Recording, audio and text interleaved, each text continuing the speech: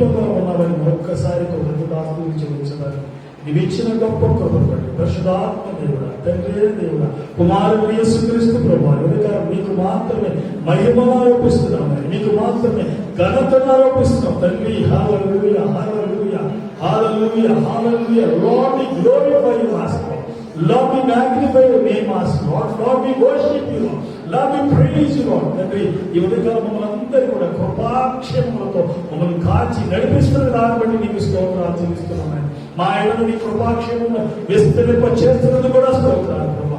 మరి ముఖ్యంగా ప్రభా, మా ప్రపంచ వ్యాప్తంగా నాయన అనేక మంది ప్రభా ఈ కరోనాకి ప్రభా అయ్యా బలైపోతుండగా ఒక్కసారి వివిధ కాలం జ్ఞాపకం చేసుకోవలసిందిగా మనం చేస్తున్నారయ్యా. ఒక్కసారి నీ కటాక్షము మా దేశం మీదకి, మా రాష్ట్రం మీదకి ప్రభా, ఈ భౌగోళిక పరిస్థితుల మీదకి రానివ్వని అడుగుతున్నాం నాయన. మోషే ప్రార్థించగా తెగులు ఆగిపోయిన విలేకరు చెప్తుంది ప్రభా. సమయాలు ప్రార్థించగా తెగులు ఆగిపోయిన విలేకరు చెబుతుంది ఆయన. ఓ ప్రభా, దావీదుని బలి అర్పించగా ఆ తెగులు నిలిచిపోలేని దేవులకు వాక్యం చెబుతుంది ప్రభా. అందుకని ఈ ఉదయకాలం మేము కూడా మీ భక్తుల మీద ఇదిగో ప్రభు మేమందరూ కూడా చేతులు ఈ ఉదయకాలం ప్రభా ఈ భయంకర పరిస్థితుల్లో తాళలేక ప్రభా, ఓ భయముతో ప్రభా ఈ సందులో ప్రార్థన చేస్తున్నాం. ఒక్కసారి కటాక్షం చూపించుకున్నాయి. ఆర్థికమైన పరిస్థితులు ప్రభా కకావికం అయిపోతూ ఉంటాయి ఆయన. సయానతని ప్రభా ప్రభుత్వం యొక్క పరిస్థితులు, నాయకుల యొక్క పరిస్థితులు ప్రభా అయ్యా కకావికం అయిపోతున్న పరిస్థితులు ఆయన. ఒక్కసారి నీ కటాక్షం ఉన్నాయి. రానిమని అడుగుతున్నాం ఆయన. మా ప్రాణులు మరణించమని అడుగుతున్నాం, మా దోషములు మరణించమని అడుగుతున్నాం, మా అతిక్రమ క్రియలు కొట్టేమని అడుగుతున్నాం. నాటే నీ కృప కటాక్షం దయచేసి మీ సన్నిధి కాల్చేత మమ్మల్ని నడిపించవలసిందిగా మనం చేస్తాం. మా ప్రియులు ప్రేమతో తీసుకొచ్చిన ప్రతి కార్యక్రమం, ప్రతి దశమ భాగం, ప్రతి కృతజ్ఞతార్పణము అన్నింటినీ కూడా మీరు జ్ఞాపకం చేసుకోండి. వేరు ద్వారా 2 కాసులు తీసుకుని వచ్చేటప్పుడు ప్రభావ అయ్యా దాన్ని కూడా చూసిన దేవుడు కనుక మా ప్రతి పరిస్థితిని చూడగలిగిన దేవుడు ప్రభు. వారి కష్టార్జితులను తీసుకొచ్చేటట్టుగా వారి కష్టార్జితులను వారి చేతుల పని అంతటినీ కూడా మీరు యేసునామములో దీవించవలసిందిగా మనం చేస్తున్నాను. అయ్యా సహాయం చేయండి. వారి వ్యాపారం, ఉద్యోగాలు, చేతి పనులు అన్నింటినీ దీవించండి. సంఘ పరిస్థితులను జ్ఞాపకం చేసుకుని ప్రతి పరిచయం కూడా మీ చేతికి అప్పగిస్తున్నాను. దీవించండి, ఆశీర్వదించండి. ఏ లోటు లేకుండా ప్రతి ఒక్కరి జీవితంలో వారి గంపలు మీటింగ్ తీసుకున్నట్లు యేసునామములో మీరు దీవించదురు కాక అన్ని విషయాల్లో వేరు చేయండి, సహాయం చేయండి. ప్రభానాన్ని ప్రజలు చూస్తుంటారు, లోకం చూస్తుంటారుగా నిజంగా మీరు దేవుడే పెట్టినే ఇది దేవుడే మీకు సహాయకుడని అనేక మంది సాక్షించట్లేదు. ప్రతి ఒక్కరిని యేసునామములో దీవిస్తున్నారు. తండ్రి సహాయం అనుగ్రహించమని, కృప చూపించమని ఈ ఉదయకాలంలో ప్రత్యేకంగా మీ దాసులను నిలబడుతున్నారు. మీ దాసులను మీరు అభిషేకించండి. నోటి దూరంగా మీరు వాడుకోండి. ధైర్యం దయచేయండి. ప్రతిదీ ప్రభావ దేవత్వాన్ని బోధించడానికి కావలసిన కృపను బట్టి ప్రభావం మాట్లాడుచోటుగా ప్రతి వినగలిగిన చెవిని ప్రతి ఒక్కరికి దయచేయండి. ప్రతి ప్రభావ గ్రహింపగలిగిన మనసు దయచేయండి. ఆత్మ కార్యము జరిగించండి. ఈ రాకడకు మమ్మల్ని సిద్ధించండి. యేసుక్రీస్తు శ్రేష్ఠమైన నామములో అడిగి వేడుకొంచున్నాము మా ప్రియ పరలోకపు తండ్రి. ఆమేన్. హల్లెలూయా.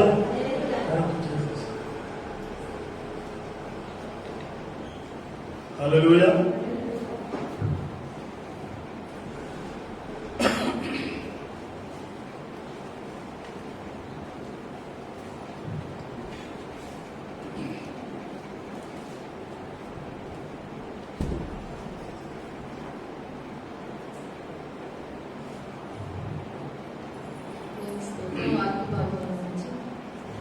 సామెతలు 29వ అధ్యాయం 18.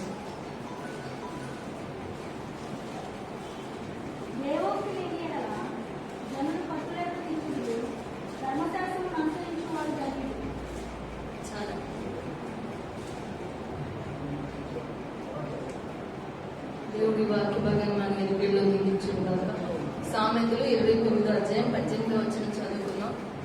దేవోక్తి లేని ఏళ్ళ జైలు కట్టలేక తిరుగుతున్నాం. ఇక్కడ దేవోక్తి దేవుని నుండి వచ్చిన మాట, దేవుని నుండి వచ్చిన వాక్కు, దేవుని నుండి వచ్చిన దర్శనం అని అర్థం. దేవోక్తి అనగా దేవుడు నుంచి వచ్చిన మాట, ఆయన పలికిన మాట. ఆ దేవోక్తిని, దర్శనం గురించి, దేవోక్తిని గురించి ఈరోజు మాట్లాడుకుంటే నలుగురు వ్యక్తుల పరిస్థితుల గురించి ఈరోజు మాట్లాడాలనుకున్న దేవుడు మన అందరికీ వినగలిగిన హృదయాన్ని, గ్రహింపగలిగిన హృదయాన్ని వినగలిగించి అనుగ్రహించును కాక. ఇక్కడ నలుగురు వ్యక్తుల సమయం తక్కువగా ఉంది కాబట్టి నలుగురు వ్యక్తుల్ని, ఒకటి దర్శన దేవోక్తిని మరిచిపోయిన వ్యక్తి ఒకడు, రెండోది దర్శనాన్ని పొందుకున్న వ్యక్తి రెండో వ్యక్తి, మూడవది దర్శనం నుండి పారిపోయిన వ్యక్తి, మూడో వ్యక్తి. నాలుగవది దర్శనం చేత నడిపించబడిన వ్యక్తి, నాలుగో వ్యక్తి. ఇక్కడ నలుగురు వ్యక్తుల గురించి ఈరోజు మనం చూసుకున్నాం. మొట్టమొదటిగా ఏమనుకున్నాం అంటే దర్శనాన్ని మర్చిపోయిన వ్యక్తి గురించి. రెండవదిగా దర్శనాన్ని మర్చిపోయిన వ్యక్తి ఇక్కడ నెబుకద్నెజరు. దానియేలు గ్రంథంలో నెబుకద్నెజరు గురించి మనం అక్కడ దానియేలు గ్రంథాన్ని తీసి 2వ అధ్యాయం ఎదురుగుండా పెట్టుకుంటే అక్కడ రెండు, దర్శనాన్ని మర్చిపోయిన వ్యక్తి, దర్శనాన్ని పొందుకున్న వ్యక్తి. అక్కడ నెబుకద్నెజరు దానియేలు గురించి మీరు అక్కడ పక్కనే కనబడుతూ ఉంటుంది. దర్శనాన్ని మర్చిపోయిన వ్యక్తి ఏమో నెబుకద్నెజరు, దర్శనాన్ని పొందుకున్న వ్యక్తి ఏమో దానియేలు, దర్శనం నుండి పారిపోయిన వ్యక్తి ఏమో యోనా, దర్శనం చేత నడిపించబడిన వ్యక్తి ఏమో పౌలు. ఇక్కడ నలుగురు వ్యక్తులు, నెబుకద్నెజరు, దానియేలు, యోనా, పౌలు. ఇక్కడ దర్శనాన్ని మర్చిపోయిన వ్యక్తి గురించి మనం ధ్యానం చేస్తే అసలు ఒక వ్యక్తి దేవుని మాటను మరిచిపోతే ఆ వ్యక్తికి ఉన్న లక్షణాలు ఎలా ఉంటాయి, ఆ వ్యక్తి ఎలా ఉంటాడు, ఎలా లక్షణాలు అతని జీవితంలో ఉంటాయి అంటే దానియేలు గ్రంథం 2వ అధ్యాయంలో అక్కడ నెబుకద్నెజరు రాజు ఒక కల కన్నట్లుగా చూస్తాం. 1వ అధ్యాయం 2వ అధ్యాయంలో కల కన్నాడు, ఆ కల మర్చిపోయాడు. కల కన్నది రాజు, కల మర్చిపోయింది తనే. ఇప్పుడు ఎవరి తప్పు? రాజుదే తప్పు. కానీ రాజు తప్పైనా సరే దర్శనం మర్చిపోయిన వ్యక్తి ఏం చేస్తాడంటే అక్కడ 11, 12 వచనాల్లో రాజు విచారించిన సంగతి బహు అసాధారణమైనది. దేవతలు కాక మరి ఎవరు ఈ సంగతి తెలియజెప్పజాలరు. దేవతల నివాసములు శరీరాల మధ్య ఉండవు కదా. అందుకు రాజు కోపం తెచ్చుకొని అత్యాగ్రహం కావాడై బబులోనులోను జ్ఞానులందరినీ సంహరింపవాలని ఆజ్ఞ ఇచ్చాడు. ఇక్కడ తప్పేమో రాజుది. వాళ్ళు చెప్పలేము బాబో, నువ్వు కళ మర్చిపోయావు, కలభావం మర్చిపోయావు, దీన్ని చెప్పడం ఎవరి వల్ల కాదు అంటే దానికి ఏం చేస్తున్నాడు? ఈ లోకంలో ఎవరు శరీరం మధ్య ఎవరు అట్లాంటి వాళ్ళు ఉండరు. నీ కన్న కళ చెప్పాలి, కలభావం చెప్పాలి, ఎవరి వల్ల కాదంటే వెంటనే తప్పు తన్నైనా సరే కోపం తెచ్చేసుకుని, అత్యాగ్రహం తెచ్చేసుకుని వెంటనే ఇప్పుడు దర్శనాన్ని మర్చిపోయిన వ్యక్తి గుణాలు 7 గుణాలు చెప్తాను. దర్శనాన్ని పొందుకున్న వ్యక్తి గుణాలు 7 ఉన్నాయి. దర్శనాన్ని మర్చిపోయిన వ్యక్తి గుణాలు 7 ఉన్నాయి. 7ట్లో ముందు తప్పు తందైన కోపం మాత్రం చాలా స్పీడ్ అయిపోయి అత్యాగ్రహం తెచ్చుకున్నాడు. మామూలుగా వీళ్ళందరూ కలిసి తన్ను కొట్టాల్సింది తనే వీళ్ళందరి మీద కోపడతా, అంటే రివర్స్ లో అనమాట. దర్శనాన్ని మర్చిపోయిన వ్యక్తి మొట్టమొదటి లక్షణం ప్రతిదానికి కోపం వచ్చేయటం, ఆగ్రహం వచ్చేయటం, తప్పు తందైనా సరే. రెండవదిగా చూస్తే బబులోనులోని జ్ఞానులందరినీ సంహరించాలనుకోవటం. రెండవ లక్షణం దర్శనాన్ని కోల్పోయిన వ్యక్తి, దర్శనాన్ని మర్చిపోయిన వ్యక్తి రెండో లక్షణం ఏంటంటే అందరినీ చంపేయాలనుకుంటాడు, తను మాత్రమే బ్రతుకుండాలనుకుంటాడు. ఊళ్ళో వాళ్ళందరూ కూడా అంటే తప్పు చేసిన వాళ్ళందరూ చచ్చిపోవాలి, తను మాత్రం బ్రతుకుండాలి. ఇక్కడ నెబుకద్నెజరు లక్షణాల గురించి మనం ధ్యానం చేస్తే ఆ నెబుకద్నెజరు లక్షణాల గురించి మనం ధ్యానం చేయాల్సిన ఇది కాదు, కానీ అంటే దర్శనాన్ని మర్చిపోయిన వ్యక్తి ఎలా ఉంటాడు అనేది. ఒకటి, కోపం తెచ్చుకుంటాడు, అత్యాగ్రహం తెచ్చుకుంటాడు తప్పు తండ్రైనా. రెండోది, తప్పు తండ్రైన ఊరందరినీ కూడా చంపేయాలనుకుంటాడు. ఇక్కడ మూడవ లక్షణం చూసుకుంటే 2వ అధ్యాయం 46వ వచనంలో అంతటా రాజు నెబుకద్నెజరు దానియేలుకు సాష్టాంగ నమస్కారం చేసి అతన్ని పూజించి నైవేద్య రూపంలో అతనికి నర్పింప ఆజ్ఞాపించాడు. చాలు. ఇక్కడ 2వ అధ్యాయం, 3వ అధ్యాయం, 4వ అధ్యాయంలో కల కంటున్నాడు, భావం చెప్తున్నాడు. నీ దేవుడు తప్ప ఇంకో దేవుడు లేడు, నీ దేవుడే యుగములన్నింటిలో శాశ్వతమైన రాజ్యం గలవాడు, నీ దేవుడే అసలు అందరికీ దేవుడు, నీ దేవుడు తప్ప ఇంకో దేవుడు లేడు అంటున్నాడు. మళ్ళీ అగ్నిగుండం వేస్తున్నాడు, మళ్ళీ ప్రతిమం చేయిస్తున్నాడు, మళ్ళీ సింహార్భంలో వేస్తున్నాడు. ప్రతిసారి అంటున్నాడు నీ దేవుడు తప్ప ఇంకో దేవుడు లేడు అంటున్నాడు. చేసే పనులన్నీ కూడా మామూలుగా తను చేయాలనుకున్నట్టుగా చేస్తున్నాడు. ఇక్కడ ఈ దర్శనాన్ని మర్చిపోయిన వ్యక్తి మూడో లక్షణం ఏంటంటే అందితే జుట్టు, అందకపోతే కాడు. అవసరమైతే జుట్టు పట్టుకుంటాడు, లేకపోతే కాడు పట్టుకుంటాడు. ఇందాకేం పట్టుకున్నాడు? మిమ్మల్ని అందరినీ చంపేస్తాను అని జుట్టు పట్టుకున్నాడు. ఇప్పుడు కలభావం చెప్పేసరికి దానియేలుకి ఏమైపోయాడంటే సాష్టాంగ నమస్కారం చేసి దానియేలుకి సాగిలపడి నమస్కారం చేసినట్టుగా అతను పూజించినట్లుగా ఉంది. దర్శనాన్ని మర్చిపోయిన వ్యక్తి మూడో లక్షణం అందితే జుట్టు, అందకపోతే కాళ్ళు, ఆ లక్షణం కలిగి ఉంటాడు.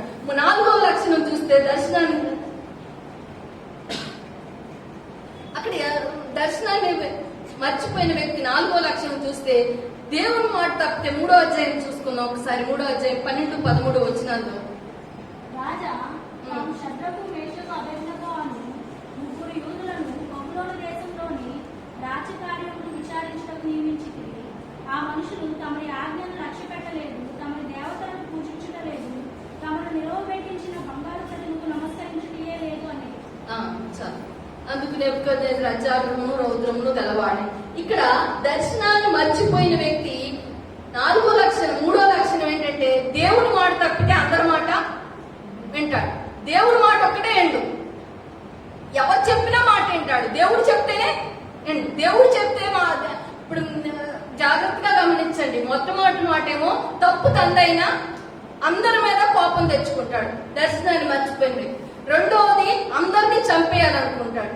మూడవది అందితే జుట్టు, అందకపోతే కాళ్ళు పట్టుకుంటాడు. అవసరమైతే జుట్టు పట్టుకోగలడు, లేకపోతే కాళ్ళ బేరానికి కూడా వచ్చేయగలిగిన వాడు. ఇక్కడ 3వ అధ్యాయం 2వ అధ్యాయం 47వ వచనంలో కూడా చూసాం. 3వ అధ్యాయం 12-13 వచనాలు చూసాం.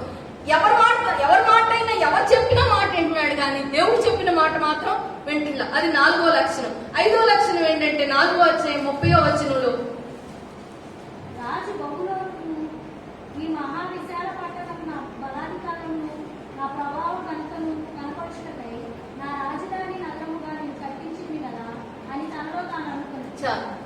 ఇక్కడ రాజు అనుకున్నాడు అన్ని పరిస్థితులన్నీ బాగున్నప్పుడు, ఆ నగరంలో తిరుగుతా క్షేమంగా ఉన్నప్పుడు, తన ఇంట విశ్రాంతి క్షేమము కలిగి ఉన్నప్పుడు, హ్యాపీగా ఉన్నప్పుడు అనుకున్నాడు ఈ బబులోను, ఈ రాజ్యం, ఈ మహారాజ్యం నా బలాధికారం, నా ప్రభావ ఘనత, నా రాజధాని నగరం నేను కట్టించింది అని నా అనుకుంటున్నాడు. దర్శనాన్ని మర్చిపోయిన వ్యక్తి ఎప్పుడు నేను, నాది, నా అనే గర్వంతో మాట్లాడతాడు. ఇందాక మనం కీర్తన గ్రంథం ధ్యానం చేస్తున్నాము, ఇప్పుడు చదివాం. గర్వపు మాటలు మాట్లాడకూడదు, కొమ్ము ఎత్తకడని. అంటే కొమ్ములను విరిచివేయగలిగిన దేవుడు. అంటే గర్వపు మాటలు, ఎవరైతే దర్శనాన్ని మర్చిపోతారో, దేవుడు చెప్పిన దేవోక్తిని మర్చిపోతారో, వాళ్ళ జీవితాల్లో గర్వపు మాటలు, అహంకారపు మాటలు వాళ్ళ జీవితాల్లో మాట్లాడుతూ ఉంటారు. అయితే ఇప్పుడు ఎన్ని ధ్యానం చేసుకున్నాం? ఐదవదిగా ఈ మాట మాట్లాడుకున్నాం. 6వదిగా చూస్తే అక్కడ 2వ అధ్యాయం 3వ అధ్యాయం 4వ అధ్యాయంలో దానియేలు కల కన్నప్పుడల్లా దానియేలుతో ఏమంటున్నాడు? ఆ మాట ఎన్నిసార్లు ఉందంటే 2వ అధ్యాయం 20వ వచనంలో ఉంది. మీ దేవుడు తప్ప. అక్కడ 2వ అధ్యాయంలో చదువుదాం. 2వ అధ్యాయంలో గాని 3వ అధ్యాయంలో గాని దేవుడు దర్శనం చెప్పినప్పుడల్లా అక్కడ చెప్తున్నాడు, నీ దేవుడు దేవతలకు దేవుడు, రాజులకు ప్రభు అని. 2వ అధ్యాయం 47వ వచనంలో కూడా నీ దేవుడు దేవతలకు ప్రభు, రాజులకు ప్రభు, మర్మములు బయలుపరచువాడని దానియేలుకు ప్రత్యుత్తరం ఇచ్చాడు. 3వ అధ్యాయంలో కూడా కల కన్నప్పుడు ఆ శద్రక్ మేషక్ అబేద్నెగోలో అగ్నిలో నుండి బయటకు వచ్చినప్పుడు ఈ విధంగా రక్షించడానికి సమర్థుడైన దేవుడు తప్ప ఇంకో దేవుడు లేడు అన్నాడు. తర్వాత 4వ అధ్యాయంలో కూడా ఈ దేవుడే దేవుడు. ప్రతిసారి కూడా దానియేలు సింహాల బోన్లో వేసినప్పుడు ప్రతిసారి చూస్తే నీ దేవుడే దేవుడు అంటున్నాడు. మళ్ళీ కాసేపటికి కార్యం జరిగినప్పుడేమో, తనకు అనుకూలంగా జరిగినప్పుడేమో దేవుడు గొప్ప దేవుడు అంటున్నాడు. కొంచెం సేపటికేమో అనుకూలంగా జరిగినప్పుడేమో నీ దేవుడు నాదే ఘనత, నాదే గొప్పతనం అంటున్నాడు. ఇప్పుడు దర్శనాన్ని కోల్పోయిన వ్యక్తికి నిలకడ ఉండదు. ఎప్పుడు ఏం మాట్లాడతాడో తనకే తెలియదు. ఇప్పుడు మాట్లాడిన మాట కాసేపటికి ఇందాక నువ్వే కదా ఆ మాట అన్నావు, నువ్వే కదా గొప్ప దేవుడు అన్నావు అంటే నేనెప్పుడు అన్నాను అంటాడు. అంటే దర్శనాన్ని మర్చిపోయిన వ్యక్తికి నిలకడ ఉండదు. 7వదిగా దర్శనాన్ని మర్చిపోయిన వ్యక్తికి ఏముండదంటే బుద్ధి ఉండదు. అక్కడ 4వ అధ్యాయంలో 35వ వచనంలో భూనివాసులందరూ ఆయన శ్రేణులు రానివారు, ఆయన పర్వత సేనలను భూలోక సేనకు నివాసను తన చిత్తము చొప్పున జరిగించేవాడు. ఆయన చేయబడిన ఏమి చేస్తున్నావని ఆయనతో చెప్పినప్పుడు ఎవరికి చెప్పట్లు కాదు. ఆ సమయంలో నా బుద్ధి మరలా వచ్చాను. 36వ వచనం దగ్గర ఆ సమయంలో నా బుద్ధి మరలా నాకు వచ్చెను అని. అంటే అప్పుడు దాకా ఏం లేదు, బుద్ధి లేదు. అంటే ఇప్పుడు దర్శనాన్ని మర్చిపోయిన వ్యక్తి, సమయం తక్కువగా ఉంది కాబట్టి 7 అంశాలు క్లుప్తంగా చెప్తున్నాను. దర్శనాన్ని మర్చిపోయిన వ్యక్తికి 7 లక్షణాలు ఉంటాయి. 1, ప్రతిదానికి తప్పు తందైనా కోపగించుకోవటం. 2వది అందరినీ చంపేయాలనుకోవటం, తనే బతుకుండాలనుకోవటం. 3వది అందితే చుట్టూ, అందకపోతే కాళ్ళు పట్టుకోవటం. 4వది దేవుని మాట తప్పితే ఊరందరి మాట వింటాం. 5వది గర్వంతో మాట్లాడటం, ఇది నాది అనేది అహంకారంతో మాట్లాడటం. 6వది నిలకడలేని స్వభావం. 7వది బుద్ధి లేకపోవడం. ఈ దర్శనం మర్చిపోయిన వ్యక్తి యొక్క లక్షణాలు. అయితే దర్శనం కలిగిన వ్యక్తి ఏం చేస్తున్నాడు? దర్శనాన్ని పొందుకున్న వ్యక్తి ఏం చేస్తున్నాడు? దర్శనాన్ని మర్చిపోయిన వ్యక్తి లక్షణాలు 7 నేర్చుకున్నాం. దర్శనాన్ని పొందుకున్న దానియేలు గురించి మనం ధ్యానం చేసుకుంటే, దర్శనాన్ని పొందుకున్న దానియేలు ఏం చేస్తున్నాడంటే 2వ అధ్యాయం 17వ అధ్యాయం 17వ వచనం 18వ వచనంలో దానియేలు తన ఇంటికి పోయి తన స్నేహితులైన హనన్యాకును, మిషాయేలునకును, అజర్యాకును సంగతి తెలియజేసి, తాను తన స్నేహితులను బబులోనులో తక్కిన జ్ఞానంతో కూడా నశింపకుండానట్లు ఆ కళ యొక్క మర్మ విషయంలో పరలోకమందున్న దేవుని వలన కటాక్షము పొంది నిమిత్తమై ఆయన వేడుకొనుడని వారిని హెచ్చరించింది. చాలు. ఇక్కడ నేను కళ కన్నాను, కళ మర్చిపోయాను, మీరెవరన్నా కళ భావం చెప్పకపోతే మిమ్మల్ని అందరినీ చంపేస్తాను అంటే, ఈ దర్శనం కలిగిన వ్యక్తి, దర్శనాన్ని పొందుకునే వ్యక్తి ఏం చేస్తున్నాడంటే తాను ప్రార్థన చేస్తున్నాడు, తన స్నేహితులను కూడా ప్రార్థనకు ప్రేరేపిస్తున్నాడు. అంటే ఒక మరణ శాసనం వచ్చినప్పుడు, వాళ్ళందరూ చనిపోతారనే శాసనం వచ్చినప్పుడు దర్శనం పొందుకునే వ్యక్తి ఏం చేస్తాడంటే తాను ప్రార్థన చేస్తాడు. ప్రార్థన చేసే వాళ్ళని కూడా ఇంకా మీరు కూడా ప్రార్థన చేయండి అని వాళ్ళని ప్రేరేపిస్తాడు. మనం ఇప్పుడు ఆ దర్శనాన్ని పొందుకున్న వ్యక్తి లక్షణాలు చూసి, దర్శనాన్ని కోల్పోయిన వ్యక్తి లక్షణాలు చూస్తే, మనం దర్శనాన్ని పొందుకున్న వాళ్ళలో ఉన్నామా, దర్శనం కోల్పోయిన వాళ్ళలో ఉన్నామా మనకే అర్థం అవుతుంది. ఇక్కడ తను ప్రార్థన చేస్తున్నాడు. శద్రక్ మేషక్ అబేద్నెగోలు కూడా తన స్నేహితులకు కూడా చెప్తున్నాడు, మీరు కూడా ప్రార్థన చేయండి అని వాళ్ళు వేడుకుంటున్నాడు. అంటే ప్రార్థన చేస్తాడు, ప్రార్థనకి ప్రేరేపిస్తాడు. దర్శనాన్ని పొందుకునే వ్యక్తి. 2వదిగా దర్శనాన్ని పొందుకునే వ్యక్తి ఏం చేస్తాడంటే 19వ వచనంలో, అంతటా రాత్రి యందు దర్శనము చేత ఆ మర్మము దానియేలుకు బయలుపరచబడు కనుక దానియేలు పరలోకమందున్న దేవుని స్తుతించెను. చాలు. దర్శనాన్ని పొందుకున్న వ్యక్తి మొట్టమొదటిగా ప్రార్థన చేస్తాడు, ప్రార్థనకు ప్రేరేపిస్తాడు. 2వదిగా దర్శనాన్ని పొందుకున్న వ్యక్తి ఏంటంటే దర్శనం అనుగ్రహించిన దేవుణ్ణి స్తుతిస్తాడు. 2వ లక్షణం స్తుతించడం. నువ్వు ఇంత గొప్ప దర్శనాన్ని మాకు అనుగ్రహించావు, ఈ మర్మాన్ని మీరు మాకు బయలుపరిచావు, నీకు వందనాలని దేవుణ్ణి స్తుతిస్తాడు. 3వదిగా దర్శనాన్ని పొందుకునే వ్యక్తి అక్కడ ఏం చేస్తాడంటే 24వ వచనంలో, ఇట్లుండగా దానియేలు బబులోనులోని జ్ఞానులను నశింపచేయుటకు రాజు నియమించిన అర్యోకు వద్దకు వెళ్లి, బబులోనులోని జ్ఞానులను నశింపచేయవద్దు, నన్ను రాజు సముఖమునకు తోడుకొని పొమ్ము, నేను ఆ కలభావమును రాజులకు తెలియజేసేదన్నాడు. చాలు. ఇక్కడ ఏమంటున్నాడంటే బబులోనులోని జ్ఞానులను నశింప చేయవద్దు అని రాజుని వేడుకుంటున్నాడు. అంటే దర్శనాన్ని కోల్పోయిన వ్యక్తి మరణశాసనం చేస్తే, దర్శనం కలిగిన వ్యక్తి ఆ మరణశాసనాన్ని రద్దు చేయగలిగిన అధికారం ఎవరికి ఉందంటే దర్శనం కలిగిన వ్యక్తికి. దర్శనం కోల్పోయిన వ్యక్తికి మరణశాసనం చేసిన మరణశాసనాన్ని అమలు చేయగలిగే అధికారం అనేది లేదు. అంటే వాళ్ళ మీద అధికారం అనేది దేవునికి తప్ప అతనికి ఏం లేదు. కానీ దర్శనం పొందుకున్న వ్యక్తికి ఎంతటి అధికారం ఉందంటే మరణశాసనం, రాజులు చేసిన మరణశాసనాలు కూడా రద్దు చేయగలిగిన అధికారం. ఇప్పుడు దర్శనం లేని వ్యక్తికి, దర్శనం ఉన్న వ్యక్తికి మనం తేడా చూస్తే, దేవోక్తి మర్చిపోయిన వ్యక్తి వేరు, దేవోక్తి కలిగిన వ్యక్తి వేరు. దేవోక్తి కలిగిన వ్యక్తి ఏమంటున్నాడంటే వాళ్ళతో పాటు వాళ్ళ శత్రువులందరినీ కూడా నశింప చేయవద్దని బ్రతిమలాడుకుంటున్నాడు. వీళ్ళేమనుకుంటున్నారంటే దానియేలును కూడా చంపాలని, వాళ్ళకి మరణశాసనం వచ్చినా రాకపోయినా వాళ్ళని చంపాలనుకున్నప్పుడు ఇక్కడ ఒక మాట చూస్తే 13వ వచనంలో, ఇట్టి శాసనం బయలుదేరటం వలన జ్ఞానులు చంపబడవలసి ఉండగా వారు దానియేలును అతని స్నేహితులను చంపజూచారు. ఇక్కడ ఏమనుంది, వాళ్ళ మీద మరణం వస్తున్నప్పుడు వాళ్ళు ఏమనుకుంటున్నారు, మనతో పాటు మనం చచ్చిపోయాం కానీ మనతో పాటు దానియేలు, శద్రక్ మేషక్ అబేద్నెగోలు కూడా చచ్చిపోతే బాగుండు అనే స్వభావం వాళ్ళకు ఉంది. కానీ ఇక్కడ దానియేలు స్వభావం ఏమంది, ప్రభువాను బబులోనులోని జ్ఞానులను నశింప చేయవద్దని దానియేలు రాజు దగ్గర వేడుకున్నాడు. దర్శనం పొందుకునే వ్యక్తి ఏం చేస్తాడంటే శత్రువుల గురించి కూడా ప్రార్థన చేసి, ప్రభు ఎవరు నశించకూడదు. దర్శనం అందుకే మోషే కూడా, ప్రభు ఒక్క డెక్కైనా ఏ గుర్తులో విడవబడకూడదు, ఈ జీవ గ్రంథంలో నుండి వీళ్ళ పేర్లు తుడిచివేస్తే నా పేరు కూడా తీసేసే అన్నట్లుగా అక్కడ మోషే నేను ఎంతగా అంటే దర్శనం కలిగిన వ్యక్తి అందరూ నశించిపోకూడదు, ఎవరు కూడా నశించిపోకూడదు, ఒక్క డెక్కైనా విడవబడకూడదని దర్శనం కలిగిన వ్యక్తి ఏమో ప్రాధాన్యపడుతున్నాడు. దర్శనం లేని వ్యక్తులేమో ఏం చేస్తున్నారంటే మేము చచ్చిపోతే చచ్చిపోయాం, వాళ్ళు కూడా చచ్చిపోతే బాగుండు అన్నట్లుగా సొలొమోను దగ్గరికి వచ్చిన ఇద్దరు స్త్రీలు ఎట్లాగో నా బిడ్డ చనిపోయినప్పుడు దాని బిడ్డను కూడా చంపేసి 2 ముక్కలు చేసి ఇచ్చేయండి అన్నట్టుగా. అంటే ఆ దర్శనం లేని వ్యక్తులు ఏం చేస్తారంటే మరణం తమకు రావటమే కాదు ఊరోళ్ళందరికీ మరణం రావాలని కోరుకుంటారు. ఇక్కడ బబులోనులోని జ్ఞానులను నశింపచేయొద్దని స్పెషల్ రిక్వెస్ట్ ఎవరిస్తున్నారంటే దానియేలు ఇస్తున్నాడు. మొట్టమొదటిగా దర్శనం కలిగిన వ్యక్తి ప్రార్థన చేస్తాడు, ప్రార్థనకి ప్రేరేపిస్తాడు. రెండవదిగా దర్శనం కలిగిన వ్యక్తి దేవుని స్తుతిస్తాడు. మూడవదిగా దర్శనం కలిగిన వ్యక్తి ఎవరు నశించిపోకుండా అందరూ రక్షించాలి, ఎవరు మరణం పాలైపోకూడదని దేవుణ్ణి బ్రతిమలాడుకుంటాడు. నాలుగవదిగా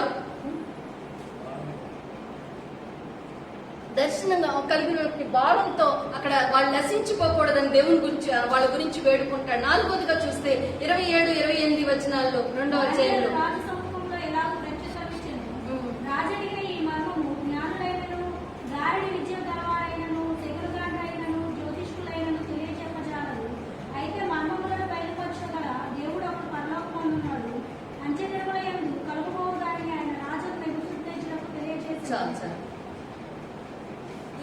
అక్కడ దానియేలు ఏమని చెప్తున్నాడంటే ఇలా ప్రత్యుత్తరం ఇస్తున్నాడు. ఈ యొక్క మర్మాన్ని జ్ఞానులు చెప్పలేరు, గారెడి విద్యగల వారు చెప్పలేరు, శకునగాండ్రు, జ్యోతిష్కులు ఎవ్వరూ చెప్పలేరు, కానీ మర్మములు బయలుపరచగల దేవుడు ఒకడు ఉన్నాడంటే ఇక్కడ ఆ ఘనతను ఎవరికి ఇస్తున్నాడు? దానియేలు దేవునికి ఇస్తున్నాడు. ఈ ఘనత నా వల్ల మా వల్ల కలిగింది కాదు, ఈ ఘనత ఎవరి వల్ల కలిగింది కాదు, ఇది ఎవరు చేయగలరని చెప్తున్నాడంటే దేవుడు మాత్రమే చేయగలడు. ఈ మర్మాన్ని విప్పగలిగిన శక్తి ఎవరికి ఉందంటే దేవునికే ఉంది. దర్శనాన్ని పొందుకునే వ్యక్తి ఏం చేస్తాడంటే దేవుని మహిమ పరుస్తాడు, దేవుడే చేయగలడని చెప్తాడు.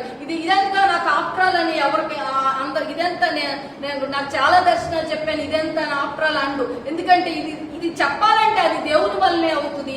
మా పరలోకమందు మాకు ఒక దేవుడు ఉన్నాడు, అంత్యకాలంలో జరగబోవాల్సిన వాటిని మీకు తెలియజేశాడు ఆయన రాజా అని చెప్పి మనం చేస్తా అంటే దేవుని దర్శనం కలిగిన వ్యక్తి దేవుని మహిమపరుస్తాడు, దేవుణ్ణే హెచ్చిస్తాడు. తర్వాత చూస్తే అక్కడ 30వ వచనంలో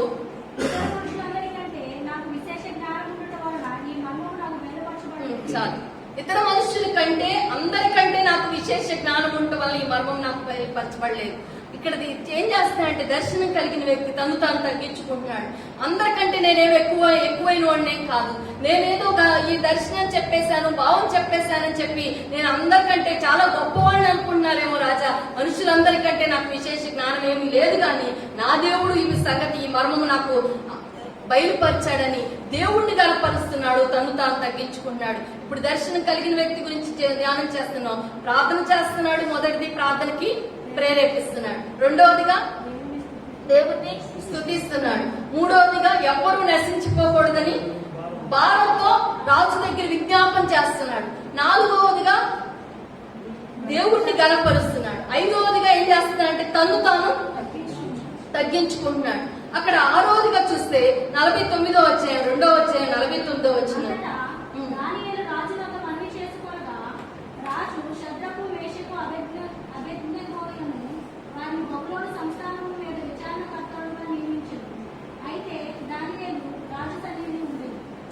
అక్కడ 2వ అధ్యాయం 49వ వచనం చదివాం. అక్కడ దానియేలు కలభావం చెప్పిన తర్వాత నెబుకద్నెజర్ రాజు సాష్టాంగపడి పూజించి దానాలు ఇచ్చి గొప్ప అధికారం ఇచ్చి నీకు అన్ని ఇచ్చేస్తున్నాను అన్నప్పుడు ఆ ఉన్నతమైన స్థితిలో దానియేలు ఎవరిని జ్ఞాపకం చేసుకున్నాడంటే తన స్నేహితులను కూడా జ్ఞాపకం చేసుకున్నాడు. తన స్నేహితులు తక్కువ స్థితిలో ఉన్నారని వాళ్ళని జ్ఞాపకం చేసుకుని వాళ్ళని గురించి కూడా స్నేహితుల గురించి కూడా తన సహోదరులు ఆశీర్వదించబడాలని, తన తోటి స్నేహితులు ఆశీర్వదించబడాలని కోరుకుంటున్నాడు. దర్శనం కలిగిన వ్యక్తి, దర్శనం పొందుకున్న వ్యక్తి తాను మాత్రమే ఆశీర్వదించబడాలని మాత్రం అనుకోడు, కానీ తన చుట్టూ ఉన్న వారు కూడా, తన తోటి సహోదరులు కూడా హెచ్చించబడాలి, వాళ్ళు కూడా ఆశీర్వదించబడాలి, వాళ్ళు కూడా మంచి ఉన్నతమైన స్థితికి రావాలి అని దర్శనం కలిగిన వ్యక్తి వాళ్ళ గురించి కూడా ఆలోచిస్తాడు.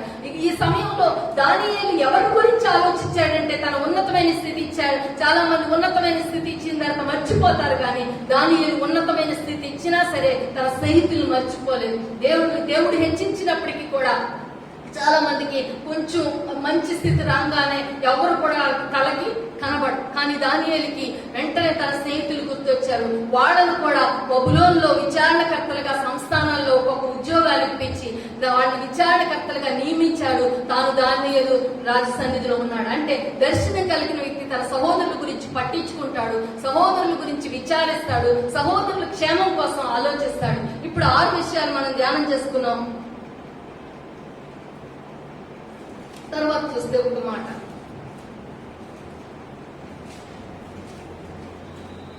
నాలుగో అధ్యాయం 19వ వచనం. అందుకు బెల్తెషాజరు దానియేలు ఒక గంట సేపు అతి విస్మయము ఉంది మనస్సునందు కలవరపడగా, రాజు బెల్తెషాజరు, ఈ దర్శనం వల్ల గాని దాని భావం వల్ల గాని నీవు కలవరపడకము అనెను. అంతటా బెల్తెషాజరు, నా ఏలినవాడా, ఈ దర్శన ఫలము తమను ద్వేషించు వారికి కలుగును గాక, దాని భావము తమ శత్రువులకు చెందును గాక. చాలు. ఇక్కడ బెల్తెషాజరు అని బెల్తెషాజరు అంటే దానియేలు ఆ దర్శనం వస్తుంది. ఆ చెట్టు మొద్దు అన్ని నరికేసినట్టుగా చివరికి అంతా కూడా తన రాజ్యం అంతా కూలిపోయినట్లుగా ఈ దర్శనం భావం చెప్పేటప్పుడు దానియేలు అంటాడు, పగవాళ్ళకు కూడా మేలు జరగాలని కోరుకునే దానియేలు ఇక్కడ ఏమంటాడంటే, ఈ దర్శనం యొక్క భావం నీ ద్వేషించే వారికి కలుగును గాక, నీ శత్రువులకు కలుగును గాక అని మొట్టమొదటిగా ఇలాంటి భావం నీకు కాకుండా వాళ్ళకొస్తే బాగుండు అన్నట్లుగా మాట్లాడుతున్నాడు. అంటే పగవారిని కూడా చంపాలనుకున్న వాళ్ళని కూడా, సింహాల బోన్లు వెయ్యాలనుకున్న వాళ్ళని కూడా, నశింప చేయాలనుకున్న వాళ్ళతో కూడా, అగ్నిగుండంలో వేసే వాళ్ళని కూడా ఎలాంటి మాటతో మాట్లాడుతున్నాడంటే వాళ్ళకి మేలు కలగాలని మాట్లాడుతున్నాడు. దర్శనం పొందుకున్న వ్యక్తి ఎదుటి వాళ్ళకి శత్రువులైనా సరే వాళ్ళకి మేలు కలగాలి, వాళ్ళకి కీడు కలగకూడదని మాట్లాడతారు. ఇక్కడ 7 అంశాలేమో నెబుకద్నెజర్ గురించి ధ్యానం చేశాం, 7 అంశాలేమో దానియేలు గురించి ధ్యానం చేశాం. దర్శనం మర్చిపోయిన వ్యక్తి నెబుకద్నెజరు, దర్శనాన్ని పొందుకున్న వ్యక్తి దానియేలు. దర్శనం మర్చిపోయిన వ్యక్తికి చివరికి దేవుడు ఎలాంటి ట్రీట్మెంట్ ఇచ్చారంటే, అడుగులోకి వెళ్ళి అక్కడ చూస్తే 4వ అధ్యాయం 33వ వచనంలో, ఆ గడియలోని అలాగున నెబుకద్నెజరునకు సంభవించెను. మానవుల్లో నుండి అతని తరిమిరి, అతని పశువుల వలె గడ్డి మేసెను. ఆకాశము మంచు అతని దేహమును తడుపగా, అతని తల వెంట్రుకలు పక్షిరాజు రెక్కల ఈకల వంటియు, అతని గోళ్లు పక్షుల గోళ్ల వంటివి ఆయను.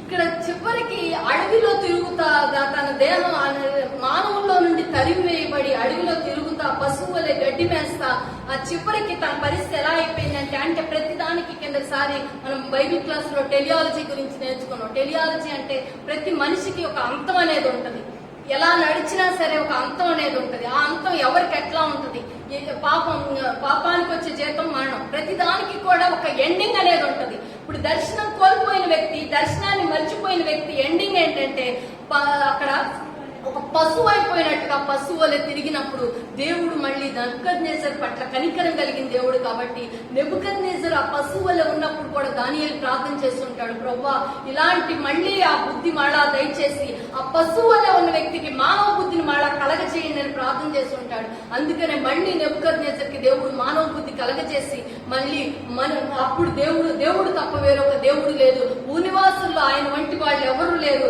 ఆయన ఏదైనా చేయగలడు. అక్కడ పరలోక సేనను భూనివాసులను తన చెప్తము చొప్పున జరిగించువాడు, ఆయన చెయ్యి పట్టుకుని నీవేమి చేయించున్నావని ఆయన అడగటానికి ఎవడో కూడా సమర్థుడు కాదు, సరిపోడని. చివరికి బుద్ధి వచ్చినప్పుడు ఏమన్నా ఆయనకి ఇష్టం వచ్చినట్టు ఆయన చేస్తారు. ఆయన ఏం చేసినా ఎట్లా జరిగింది ప్రభు అని అడగకూడదు ఎవరు అని తనే చెప్తున్నాడు నెబుకద్నెజర్. అంటే దర్శనాన్ని కోల్పోతే గనక, దర్శనం మర్చిపోతే గనక దేవుడు మళ్ళా దర్శనాన్ని జ్ఞాపకం చేయగలిగిన దేవుడు. ఒక పరిస్థితి తీసుకొస్తారు, ఆ పరిస్థితిలో అడవిలో గడ్డైనా మేయించి, రాజు భోజనం నుంచి గడ్డి భోజనం వరకైనా మేయించి, రాజులైనా గనులైనా గడ్డి మేపగలిగిన దేవుడు. ఆ గడ్డి మేయించైనా సరే వాళ్ళకి బుద్ధి తీసుకొచ్చి మళ్ళా దేవుని మార్గంలో పెట్టగలిగిన వ్యక్తి. దర్శనాన్ని పొందుకునే వ్యక్తిని దేవుడు ఒకనొక రోజున తప్పనిసరిగా బబులోను సంస్థానాలన్నింటిలో కూడా ఇవి నాకు బహుప్రియుడు అని చెప్పి దానియేలును ఒక ఉన్నతమైన స్థితిలో హెచ్చించారు. ఎవరైతే దర్శనాన్ని పొందుకుంటారో వాళ్ళని దేవుడు ఇప్పుడు తక్కువ స్థితిలో ఉన్న రాబోయే దినాల్లో ఒక ఉన్నతమైన స్థితిలో వాళ్ళు నిలబెడతారు. దర్శనం మర్చిపోతే గనక వాళ్ళని గడ్డి వేయిస్తారు. మూడవదిగా మనం చెప్పుకున్నాం దర్శనంలో నుండి పారిపోయిన వ్యక్తి. యోనా గ్రంథంలో చూస్తే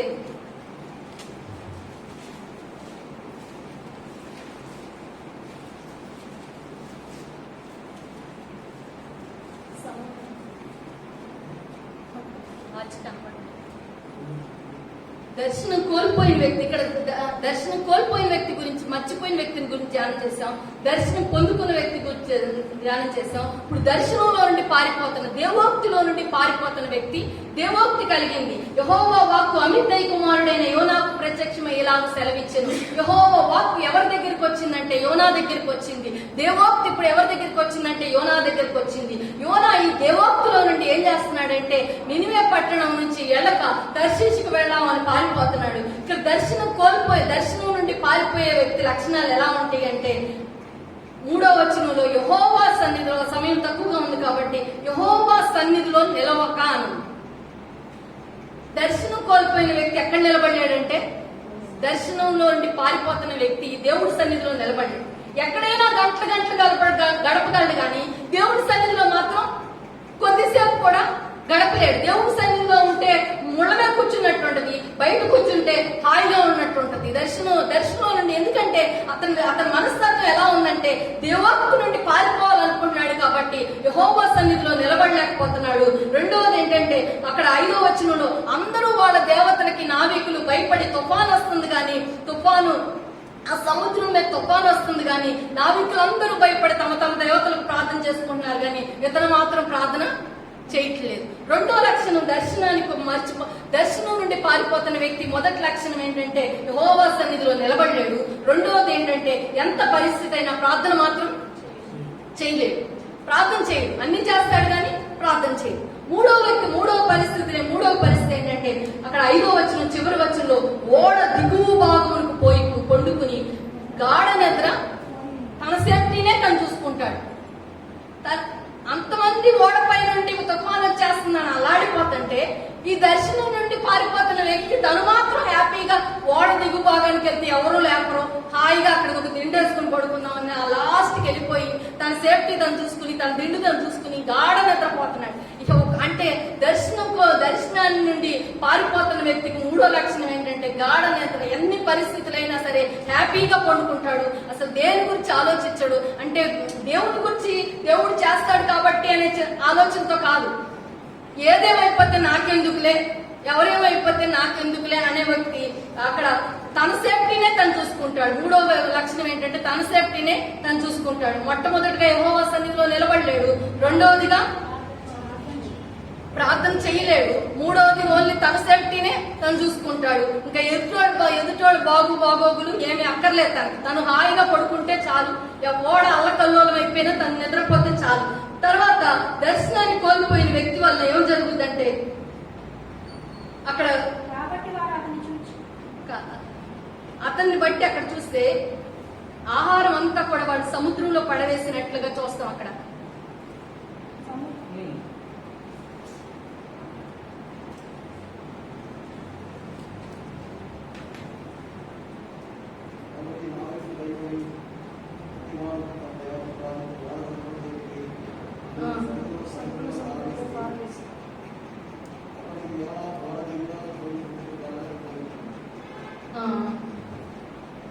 అక్కడ దర్శనాన్ని మర్చిపోయిన వ్యక్తికి అక్కడ చెప్తున్నాను, ఓడ నాయకుడు వచ్చి పోయి నిద్రపోతా నీకేమొచ్చింది, లేచి నీ దేవుని ప్రార్థన చేయి. అతనికి నీకు దేవుడు ఉన్నాడు, నువ్వు ప్రార్థన చేయాలనే సంగతి కూడా పక్కన వాళ్ళు జ్ఞాపకం చేస్తేనే అర్థం అవుతుంది. తనంతటి తనకి అర్థం అవుతుంది. తనకు ఒక దేవుడు ఉన్నాడు, ప్రార్థన చేయాలి, ఆ దేవుడు దేవోక్తి పలికాడు, ఆ దేవుడు దర్శనంలో నుండి నేను పారిపోతున్నానన్న సంగతి తనకు తెలియదు. ఎప్పుడు లేచి నువ్వు ప్రార్థన చేయి బాబు, నీ దేవుడు నిన్ను రక్షిస్తాడంటే గాని అప్పుడు గాని ఎవరన్నా లేపితే గాని లెగలేడు, ఎవరన్నా చెప్తే గాని వెళ్ళలేడు. తర్వాత అతన్ని బట్టి చూస్తే అక్కడ 12వ వచనంలో నన్ను బట్టి గొప్ప తుఫాను వచ్చింది, నన్ను ఎత్తి సముద్రంలో పడవేడు, అప్పుడు సముద్రం మీ మీదకి రాకుండా నెమ్మలించడం చెప్పినప్పుడు వాళ్ళు ఓడకు దరికి తెచ్చుటికై తెట్లను బహుబలంగా వేసిరి కానీ గాలి తమకు ఎదురై తుఫాను బలం చేత సముద్రం పొంగి ఉండటం వల్ల వారి ప్రయత్నం వ్యర్థమైంది. ఇక్కడ వాళ్ళు ఏం చేస్తున్నారంటే అన్ని సముద్రంలో వేసేస్తే ఆగుద్దేమోనని అన్ని రకాల ప్రయత్నాలు వాళ్ళు చేస్తున్నారు. యోనాను సముద్రంలో పడేయకుండా మిగిలిన ప్రయత్నాలు ఏమైనా చేస్తే ఆగుతీయేమోనని వాళ్ళకున్నదంతా నష్టపరుచుకుంటున్నారు, అన్ని వదిలేస్తున్నారు. ఎన్ని ప్రయత్నాలు, వారి ప్రయత్నాలన్నీ వ్యర్థమైపోతున్నాయి. కానీ దర్శనాలు ఒక వ్యక్తి ఓడలో వ్యక్తి ఒక కుటుంబంలో దర్శనాన్ని కోల్పోతే, దర్శనం నుండి పారిపోతే, ఆ వ్యక్తి వలన ఆ కుటుంబం అంతా కూడా అల్లకల్లోలం అయిపోద్ది. ఒక వ్యక్తిని బట్టి కుటుంబం అంతా కూడా అల్లకల్లోలం అయిపోద్ది. ఇప్పుడు తర్షీషు వెళ్లే ఓడలో ఇంత అల్లకల్లోల పరిస్థితులు ఎందుకు వచ్చినాయి అంటే, దర్శనాన్ని మర్చిపోయిన వ్యక్తి, దర్శనాన్ని కోల్పోయిన వ్యక్తి, దర్శనం నుండి పారిపోతున్న వ్యక్తి అక్కడ యోనా ఉండబట్టి ఆ పరిస్థితులు వచ్చినాయి. దేవుడు ఎప్పుడైతే మనం దేవోక్తిలో నుండి పారిపోతామో, దేవుడు అగాధ సముద్ర గర్భంలో, మత్స్యపు గర్భంలోనైనా సరే, ఒక రోజున పాతాళ గర్భంలోనైనా కూర్చొని దేవుడి యొక్క గొప్పతనాన్ని దేవుడు తెలియజేయకుండా దేవుడు తన గొప్పతనాన్ని తను తెలియజేస్తాడు. ఒక రోజున ఉపద్రవం వస్తుంది, కష్టం వస్తుంది. ఆ కష్టంలో దేవుడు ఏంటో, దేవుడు గొప్పతనం ఏంటో, ఆయన ఎందుకు నేను దర్శనం నుండి పారిపోయానని దుఃఖపడి ఏడ్చి, ప్రభువా నాకు ఒక్క అవకాశం ఇవ్వు, మళ్ళీ ఒక్క అవకాశం ఇస్తే నేను నీవు చెప్పిన మాట ప్రకారం ప్రకటిస్తాననే రోజును దేవుడు తప్పనిసరిగా తీసుకొస్తారు. ఎందుకంటే దర్శనం మర్చిపోయి నెబుకద్నెజరుని దేవుడు గడ్డి మేయించారు. దర్శనం పొందుకున్న దానియేలును దేవుడు ఉన్నతమైన స్థితిలో నిలబెట్టారు. దర్శనం నుండి పారిపోతున్న యోనాను దేవుడు మత్స్యపు కడుపులో, ఉపద్రవంలో, పాతాళ గర్భంలో ఆ కరులను చుట్టుకున్నప్పుడు, అక్కడ ప్రార్థన చేసినప్పుడు మళ్ళీ తిరిగి యోనాను సముద్ర గర్భంలో నిలబెట్టారు. ఇప్పుడు దర్శనం చేత నడిపించబడిన పౌలు గురించి కూడా సమయం తక్కువగా ఉంది. అపోస్తలుల కార్యాల్లో మీరు చదువుకుంటే అపోస్తలుల కార్యం 27వ వచనంలో, ఈ ప్రజలు కన్నులారా చూచి 22, 23 వచనాలు, 27వ అధ్యాయం 22, 23 వచనాలు. ధైర్యం తెచ్చుకోవడానికి మిమ్మల్ని వేడుకొంచున్నాను. వాడికే గాని మీలో ఎవరి ప్రాణములకు హాని కలగదు. నేను ఎవరి వాడనో, ఎవరిని సేవించుచున్నానో ఆ దేవుని దూత గడిచిన రాత్రి నా యొద్ద నిలిచి, పౌలా భయపడకుము, నీవు కైసరు ఎదుట నిలవవలసి ఉన్నది. ఇదిగో నీతో కూడా ఓడలో ప్రయాణమైపోవచ్చున్న వారినందరినీ దేవుడు నీకు అనుగ్రహించి ఉన్నాడని నాతో చెప్పాను. చాలు. దర్శనం చేత నడిపించబడిన వ్యక్తి ఓడ అల్లకల్లోలమైన ఓడ నుంచి అక్కడ 21 వచనాల్లో, మీరు 21 వచనంలో ఉంది, పెద్ద గాలి మా మీద కొట్టినందున ప్రాణములతో తప్పించుకుందామన్న ఆశ బొత్తిగా పోయిను. వారు బహుకాలం భోజనం లేకున్నప్పుడు పౌలు వారి మధ్యలో నిలిచి మాట్లాడుతున్నాడు. దర్శనం కోల్పోయిన వ్యక్తి ఏం చేస్తున్నాడంటే, దర్శనం చేత నడిపించబడిన వ్యక్తి ఏం చేస్తున్నాడంటే, ఆశ విఫలమైపోయిన చోట, అందరూ నాశనం అయిపోతారనుకున్న చోట, అందరూ పాడైపోతారనుకున్న చోట ఈ వ్యక్తి దర్శనం చేత నడిపించబడతా వాళ్ళందరినీ కూడా ఏం చేస్తున్నాడంటే ధైర్యపరుస్తున్నాడు. ఆశ లేని వాళ్ళకి ఆశ పుట్టిస్తున్నాడు, ధైర్యం లేని వాళ్ళకి ధైర్యం పుట్టిస్తున్నాడు. మీరు ప్రాణరక్షణకే ఆహారాన్ని పుచ్చుకోండి అన్నాడు. వాళ్ళు యోనా దగ్గరేమో ఉన్న ఆహారం అంతా కూడా సముద్రంలో వాళ్ళు పడేసుకుని అన్ని పడేసేసి ఉన్నారు. ఇక్కడ ప్రాణరక్షణ పౌలు గారు ఏం చేస్తున్నారు, దర్శనం చేత నడిపించబడిన వ్యక్తికి వాళ్ళందరికీ మళ్ళీ తిరిగి తనే ఆహారం పెడుతున్నాడు. మీరు మీ ప్రాణాలను రక్షించుకోండి. వాళ్ళు ఆశ విఫలమైపోయిన చోట దర్శనం చేత నడిపించబడిన వ్యక్తి వాళ్ళకి ఆదరణగా, నేను దర్శనాన్ని చేత నడిపించబడుతున్నాను, నా దేవుడు నాతో మాట్లాడారు, మీరందరూ కైసరు ఎదుట నిలబడవలసింది, వీళ్ళెవరిని కూడా నువ్వు పోగొట్టుకోవని చెప్పారు, మనకెవ్వరికి ఏమీ కాదని వాళ్ళందరికీ ఆదరణ కలిగిన, ధైర్యం కలిగిన మాటలను చెప్తున్నారు. ఇంకా ధ్యానం చేసుకున్న సమయం సరిపోతుంది. 27వ అధ్యాయంలో పౌలు గారి లక్షణాలు కూడా, దర్శనం చేత నడిపించబడిన వ్యక్తి ఏ లక్షణాలు కలిగి ఉంటాడు అనేది కూడా ఉంటది. అంటే ఇప్పుడు మనం దర్శనం చేత నడిపించబడిన వ్యక్తిగా ఉన్నామా, దర్శనం నుండి పారిపోయే వ్యక్తులుగా ఉన్నామా, దర్శనాన్ని మరిచిపోయిన వ్యక్తులుగా ఉన్నామా, దర్శనాన్ని పొందుకునే వ్యక్తులుగా ఉన్నామా? ఒకవేళ దర్శనాన్ని మరిచిపోయి మనం మాట్లాడుతూ ఉంటే దేవుడు గడ్డి మేయిచ్చైనా సరే దేవుడు గొప్పతనాన్ని తెలియజేయగలరు. ఒకవేళ దర్శనాన్ని పొందుకుంటూ మనం దేవుడి సన్నిధిలో నిలిచి ఉంటే దేవుడు ఒకానొక స్థితిలో, ఉన్నతమైన స్థితిలో దేవుడు నిలవబెట్టగలరు. యోసేపును తగిన కాలంలో దేవుడు ఉన్నతమైన స్థితిలో నిలబెట్టారు, దానియేలును నిలబెట్టారు. ఆ సమయంలో చెరలో నుండైనా సరే దేవుడు ఉన్నతమైన స్థితిలో నిలబెట్టగలరు. ఒకవేళ దర్శనం నుండి పారిపోతా, దేవుడు నుండి పారిపోతున్నాను, నన్ను ఎవరు చూడలేదు అనుకుంటే దేవుడు ఒకానొక పరిస్థితిలో ఉపద్రవంలో కూర్చుండబెట్టైనా దేవుడు గొప్పతనం తెలియజేసి మళ్ళీ దేవుడు ఆ సమయానికి తీసుకుని రాగలరు. ఒకవేళ దర్శనం చేత నడిపించబడితే ఓడ అల్లకల్లోలం అయిపోయినా, ఆశ విఫలం అయిపోయినా, బొత్తిగా అసలు ఆశ లేకపోయినా సరే దేవుడు ఒకానొక రోజున ఒడ్డును మాత్రం చేర్చగలరు. అట్టి కృప దేవుడు మనకు అనుగ్రహించుగాక.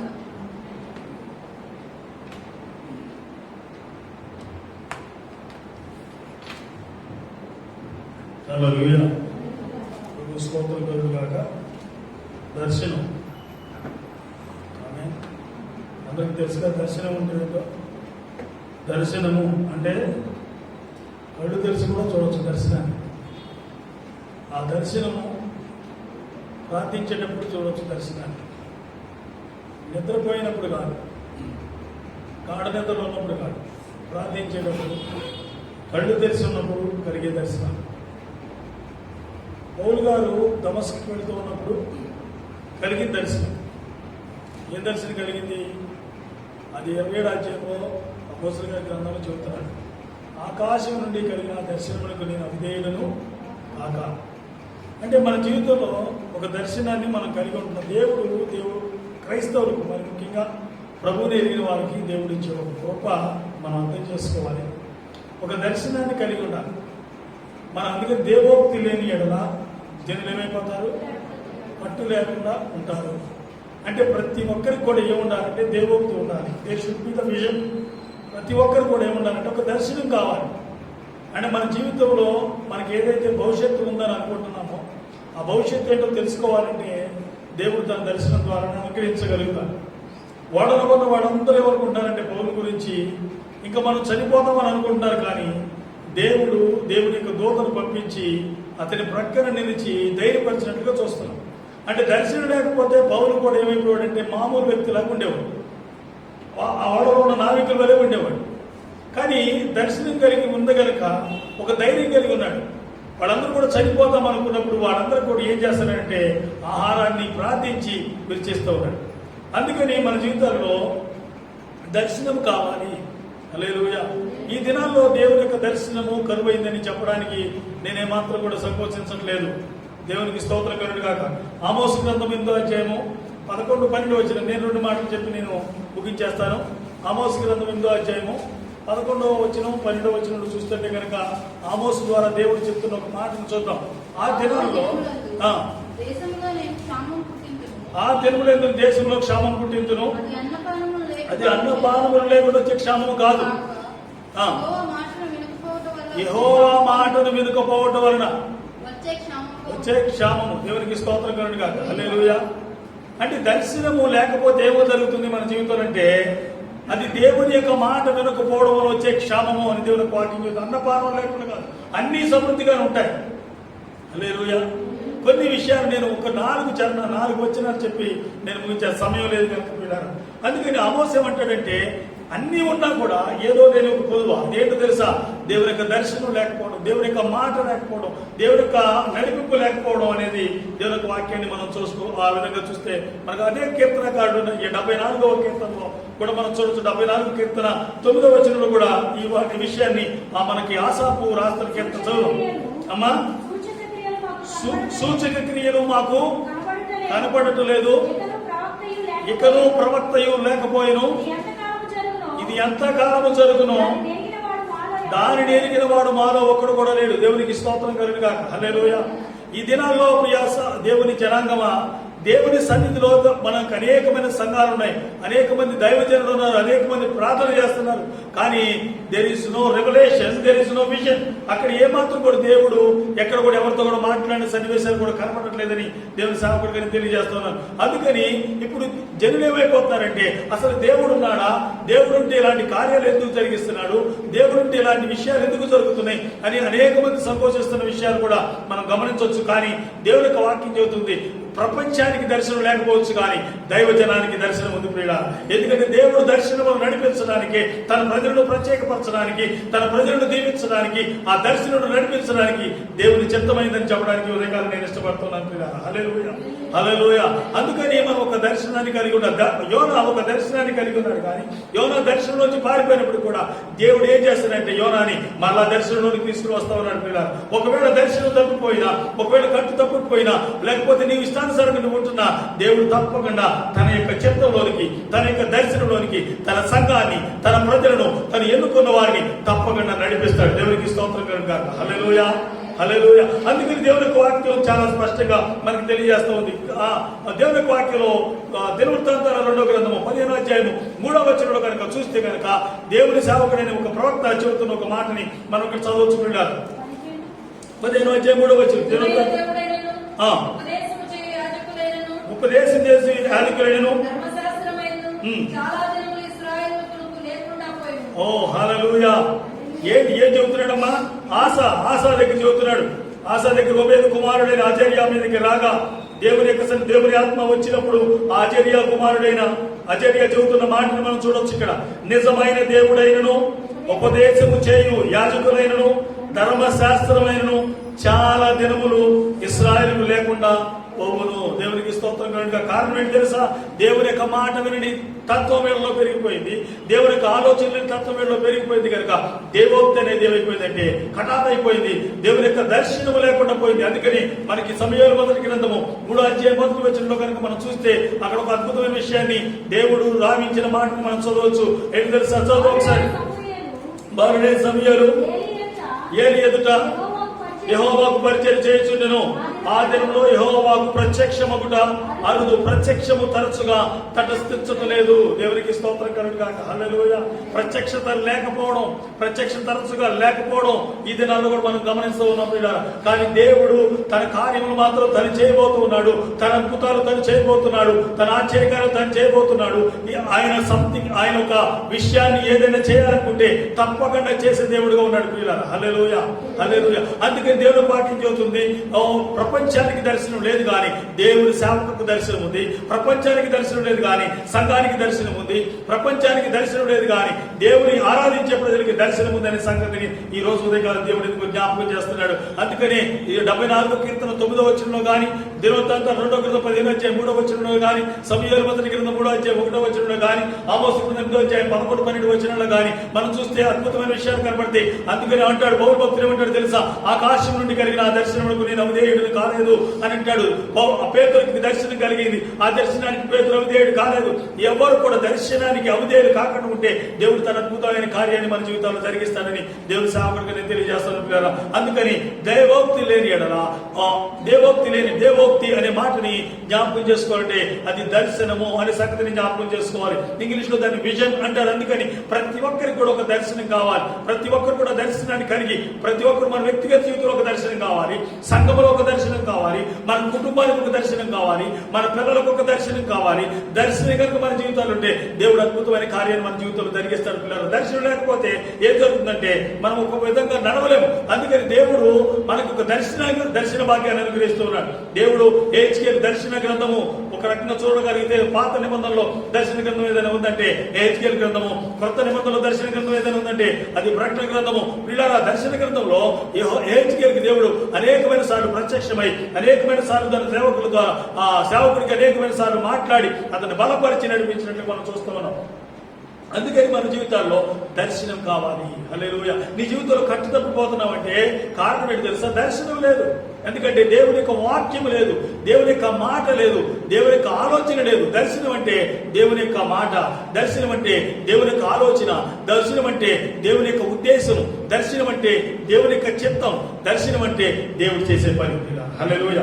అందుకని మనకి మన డైరెక్షన్ అంతా కూడా ఎవరు అంటే దేవాది దేవుడే. ఆ దర్శనాన్ని కలిగితే ఆ డైరెక్షన్ మనం నడవగలుగుతాం. దర్శనం లేకపోతే డైరెక్షన్స్ ఏముండవు. అందుకని డైరెక్షన్ లేని వాడు ఏం చేస్తాడంటే తన ఇష్టానుసారమైన మార్గంలో తొలగిపోతున్నారు. ఇశ్రాయేలు ప్రజల గురించి దేవాది దేవుడు న్యాయాధిపతి గ్రంథంలో చాలాసార్లు రాయించిన మాట ఏంటి తెలుసా? వారు మరలా దాన్ని తప్పిపోయారు, వారు మరలా వారి ఇష్టానుసారమైన మార్గంలో తొలగిపోయారు, వారు మరలా దాన్ని మాట పెట్టుకుంటూ తొలగిపోయారు. తెలుగు పాటికి కారణం ఏంటి తెలుసా? వారికి యాక్చువల్ గా దర్శనం ఉన్నప్పుడు కూడా దర్శనాన్ని మర్చిపోయారు. కనుక పిల్లల మన జీవితాల్లో దర్శనాన్ని కలిగిన వారుగా, దర్శనం నడిచే వారుగా, దర్శనం కలిగి దర్శనంలో ఆనందించేవారుగా దేవుడు ఉండేటట్లుగా మనకి కృప దయచేయునుగాక. హల్లెలూయా, హల్లెలూయా. దేవాది దేవుడు ఆ దర్శనం లేని సమయంలో, ప్రత్యక్షత లేని సమయంలో, బాలుడైన సమయం నెరుకున్నట్లుగా మన సంఘంలో కొద్ది మందిని ఈ భయంకరమైన విపత్కరమైన పరిస్థితుల్లో ఆ పాండమిక్ డేస్ లో దేవుడు కొద్ది మందిని సెలెక్ట్ చేసుకుని, దేవుడు కొద్ది మందిని ఏర్పాటు చేసుకుని అలాగూ దర్శన భాగ్యం అనుగ్రహించునుగాక.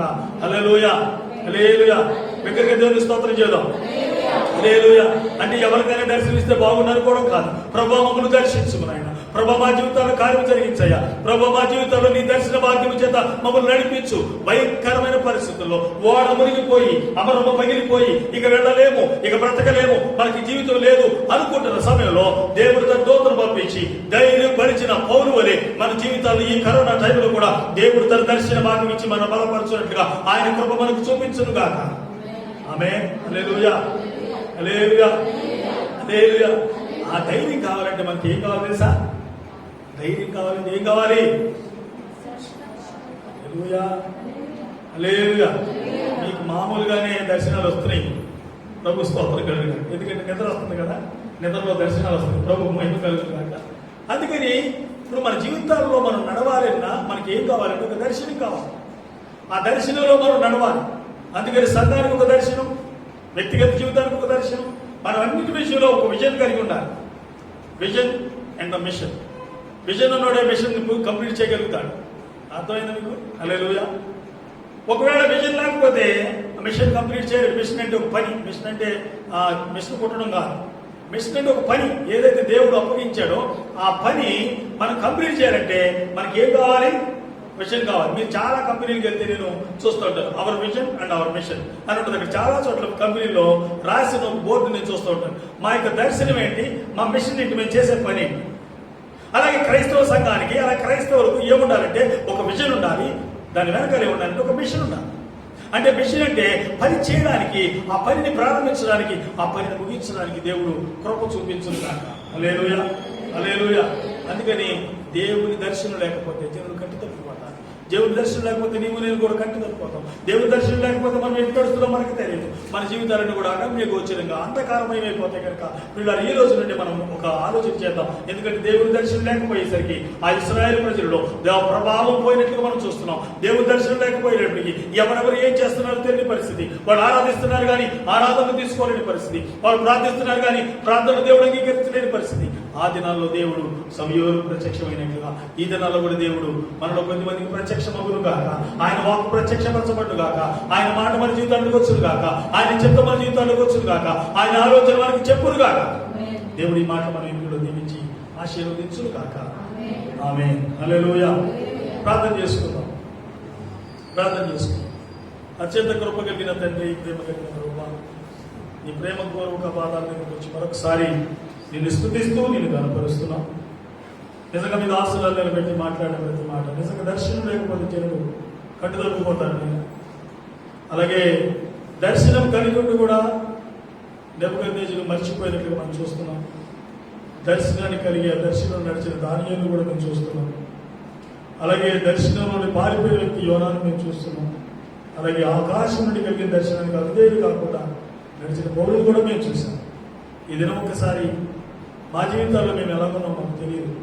లార్డ్, మాకు మా జీవితంలో నిజంగా చెప్పాలంటే మాకు ఏ దర్శనం లేదు. ఏదో కడుగులాడుచు వెళుతున్నాం తప్ప నిజమైన ఆ నడిపింపు మా జీవితాల్లో లేదు. ప్రభు, మేము ఒప్పుకుంటున్నాం.